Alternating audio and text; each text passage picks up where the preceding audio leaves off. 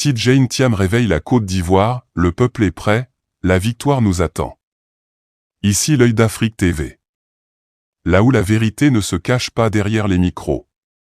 Ce soir, la Côte d'Ivoire s'éveille à une nouvelle déclaration qui secoue le pays.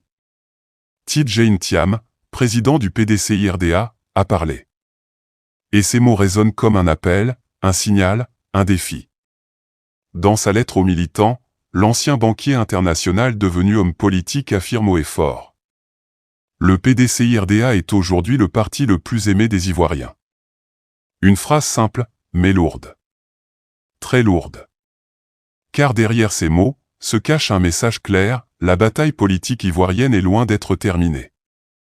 Nous sommes le vendredi 31 octobre 2025. Quelques jours seulement après des élections présidentielles controversées, Tidjane Thiam s'adresse directement à ses militants et à la nation entière.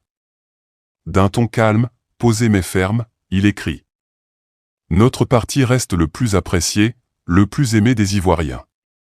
Nous avons toutes nos chances si nous savons rester unis et vigilants. En apparence, un message d'unité. En profondeur, un rappel stratégique, le PDCI ne se rend pas. Dans les rues d'Abidjan, les réactions ne se sont pas fait attendre. À Cocody, certains militants exultent. Enfin, notre président parle. On sent que le PDCI revient fort. Lance un jeune homme vêtu du pagne vert blanc du parti. À Yopougon, une militante âgée répond. Tidjane Thiam, c'est la sagesse. Il ne cherche pas la bagarre, mais la vérité. Il veut que la paix revienne par les urnes. Cette sortie, brève mais directe, remet en lumière une opposition qui refuse de disparaître. Pour beaucoup, elle sonne comme une promesse, celle d'un retour du grand parti historique sur le devant de la scène. Derrière la plume polie et la diplomatie mesurée, on lit entre les lignes un plan clair. Les élections législatives du 27 décembre prochain seront le véritable test. Je vous demande à toutes et à tous de vous mobiliser, écrit Thiam. La victoire est à notre portée. Dans le jargon politique, c'est un mot d'ordre. Une reconquête méthodique. Le PDCI, écarté de la présidentielle, entend reconquérir le Parlement. Et peut-être, par la suite, reconstruire une alliance nationale autour d'un projet démocratique. Ce qu'il faut comprendre, c'est que Tidjane Thiam prépare l'avenir. Il sait que le temps joue pour lui. Son discours parle aux jeunes, aux intellectuels, au déçus du système. Et cette phrase « Le PDCI est le parti le plus aimé », c'est une manière de dire « Nous sommes encore vivants ». Mais au-delà du calcul politique, cette déclaration touche une corde sensible, la fierté ivoirienne. Car le PDCI, qu'on le veuille ou non, est une mémoire du pays. C'est le parti de l'indépendance, du premier président Félix Houphouët-Boigny, du pluralisme et de la modération. Face à cette montée du ton, le camp présidentiel reste prudent. Officiellement, silence radio. Mais officieusement, certains proches du pouvoir minimisent la sortie de Thiam. Le président du PDCI a le droit de s'exprimer. C'est la démocratie.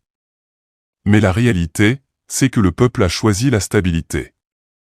Les Ivoiriens veulent la paix, pas les slogans. Une réponse calculée, sans attaque directe, mais pleine de sous-entendus. Le message est clair, le pouvoir ne veut pas d'escalade, mais reste sur ses gardes. Moi, je dis si les politiciens veulent vraiment notre bien, qu'ils s'assoient et qu'ils parlent. On en a marre des tensions. On veut juste travailler tranquille. Dans la rue, le discours de paix séduit. Mais en coulisses, chacun prépare déjà la bataille des législatives. À Paris, à Montréal, à New York, la diaspora ivoirienne suit chaque mot du discours de Tidjane Thiam. Ce que Thiam dit, c'est vrai. Le PDCI n'est pas mort. Il incarne une autre manière de faire de la politique. Moins de confrontation, plus de respect du peuple. La diaspora, souvent oubliée des débats nationaux, redonne écho à ce message de mobilisation pacifique. Dans les réseaux sociaux, la phrase « Le PDCI est le plus aimé » devient un hashtag, un cri d'espoir numérique. Tidjane Thiam n'est pas un politicien ordinaire. Ancien patron de Crédit Suisse, figure du monde financier, il a choisi de revenir sur la terre de ses ancêtres pour servir son pays. Son ton est mesuré, sa démarche posée. Il ne crie pas, il construit. Et dans un paysage politique parfois bruyant, cette sobriété attire. Ce qu'on aime chez Thiam, c'est qu'il parle avec respect. Il ne menace pas, il inspire. Il veut changer la Côte d'Ivoire sans casser la Côte d'Ivoire. C'est peut-être là la clé de son influence grandissante. Dans un pays encore marqué par les blessures du passé, la modération peut devenir une arme politique redoutable. En fin de lettre, Tidjane Thiam lance un dernier appel. Nous devons tout faire pour mettre fin au pouvoir en place, mais pacifiquement, par la voie des urnes. Ces mots, lourds de sens, sont une mise au point, le combat se fera sans violence. Et dans un contexte où les tensions politiques peuvent vite s'enflammer, ce positionnement apaise. On a trop souffert en 2010, trop pleuré en 2020. Si la jeunesse veut changer le pays, qu'elle le fasse avec le bulletin, pas avec la machette. Le ton est posé, mais la détermination est intacte. Tidjane Thiam veut conquérir les institutions par la légitimité populaire. Pour l'Œil d'Afrique TV, cette lettre n'est pas seulement une annonce politique. C'est un tournant.